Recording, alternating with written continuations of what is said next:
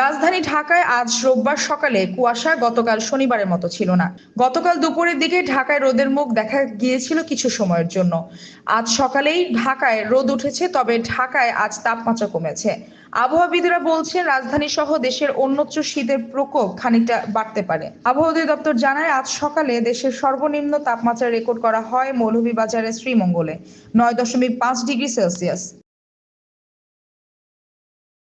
গতকাল দেশের 3 স্থানে সর্বনিম্ন তাপমাত্রা ছিল 9 ডিগ্রি সেলসিয়াস।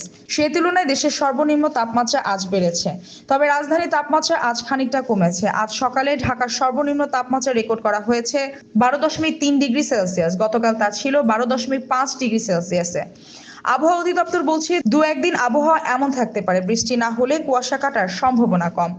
আর আজ রাজধানীতে গতকালের চেয়ে রোদ বেশিক্ষণ স্থায়ী হতে পারে। মৌলভীবাজার, সিলেট, কুমিল্লা, নওগাঁ সহ দেশের কয়েকটি স্থানে শৈত্যপ্রবাহ বয়ে যাচ্ছে বলে জানিয়েছে আবহাওয়া অধিদপ্তর।